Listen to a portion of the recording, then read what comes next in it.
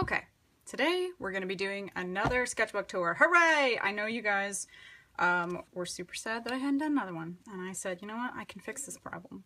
So, this is the last sketchbook that I finished up. I finished it up a few months ago, I guess. I have like 15 sketchbooks going, you know how that is. This, I got it at a thrift store for like $1. And as you can see, there's a little leaf on here that says Old Navy, so I don't think this was even supposed to be a sketchbook. I think this was actually a photo album, but it doesn't matter because you can still draw in it. So, let's see, what do we got in here? This is some collected memorabilia. This was a children's book that I wanted to work on. This is done in Prismacolor. And I really should start using some spray fixative on this stuff, because if it's any kind of lead pencil or colored pencil, the pages will just rub together and then you get all this grossness that's happening. So that's something that I need to fix in the future. These are more of my marker scribbles that I use the Copic marker and then some other pen. This was just a purple ballpoint pen to try and pick out some monsters or figures. I didn't actually like any of these squiggles, so I didn't finish them. So maybe I should do that. These are some more alien and troll and monster notes. Those are done with a, what is this? Pentel Slicky. Let me see if I can get that to focus. Maybe. Maybe not. Don't think it's gonna work. Oh wait, there we go. Yeah, and it's like a 0.25? Or 0.25, not even sure. But not waterproof, just a very, very fine, very delicate little nib that you can get weird little details with. So, anyway.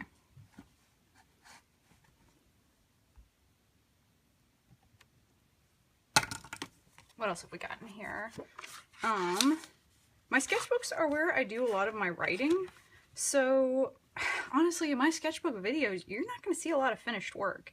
It's mostly like ideas that I'm scribbling down, you know, trying to figure stuff out, or dialogue, or just story notes. These were some trees that I was working on. Oh, I heard a scary noise. I thought it was in my house. It's outside. That's fine. Let's see, this is, okay, so if you take ballpoint pen, just like a regular cheap Bic pen, and then you sketch with it, you can actually take rubbing alcohol, and you can kind of fade and blur the lines. Chemically, I don't know what's going on, so it might not be archival. I can't really recommend doing that if you're doing like a very serious piece of artwork, but maybe if you're doing just experimental sketches, it could be good. Here's my Witch Sona from, I guess, 2015? No, 2016? Yeah, 2016. So, this guy's just watercolor. Oh my goodness, here's my sketch from the Adventure Zone. This is when Merle meets Pan, and one of the times Merle meets Pan. Anyway, Adventure Zone is a very good podcast. I highly recommend it. These are thumbnails for a book. These are Hourly Comics 2016. If you don't know what Hourly Comics is, Hourly Comics Day is just a day when you draw one comic about what's going on in your day every hour. And it's kind of exhausting. Like, there's people that nail it and it's amazing, and I think they're probably witches, so watch out for those people. But this is more just brush pen and Copic, no, not Copic, chart pack markers. Most of the day I was in an office, so I didn't really have anything very exciting going on, and then at the end of the day I came home and I watched Star Trek, and that was pretty much the whole day, so it also wasn't very exciting. These are more notes. This is a watercolor test. These are some dead animals, some more stuff, more notes. These are notes for Space Comic. This, oh my goodness, I don't know if we'll ever actually get to this. We wanted to have a cryptid portion, little known cryptids episodes on this YouTube channel. I don't know that we'll ever get around to that. Things have been so busy. We've been talking about it for months and months and months. So, but this is the I think it's called the Hibagon or Hibangon. We'll just say Hibagon. It's actually from Japan, and it's like a very tiny Bigfoot, sort of. The way it was described is like a small hairy man. He usually has a naked butt. There's no hair on the butt. And sometimes he was spotted with a tool and sometimes not. But I think he was about, what? Yeah. Where are my notes?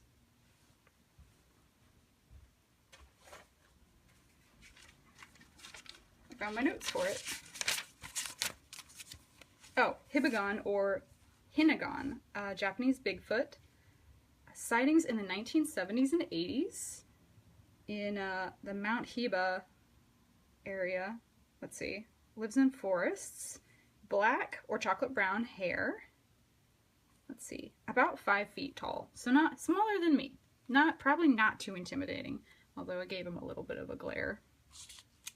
Let's see.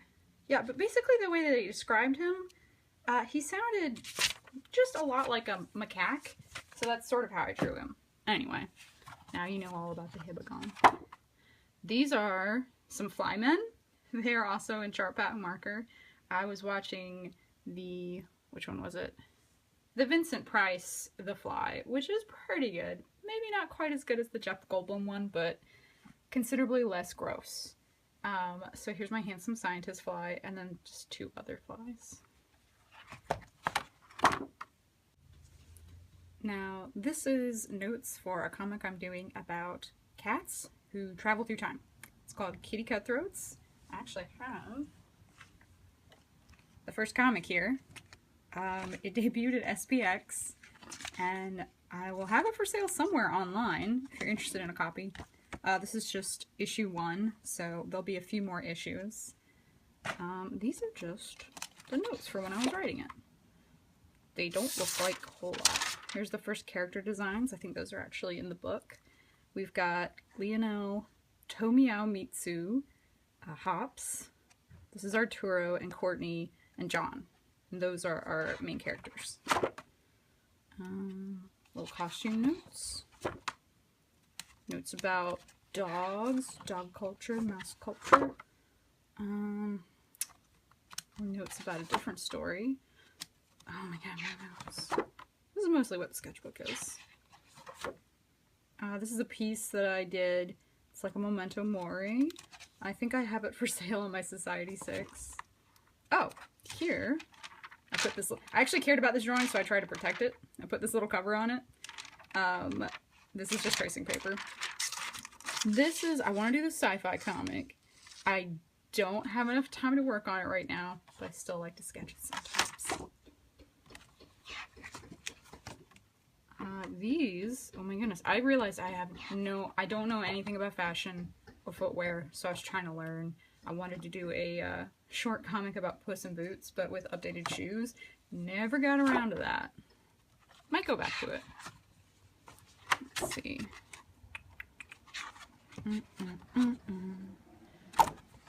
More scribbles. Here's a portrait of my dad. That was for Father's Day.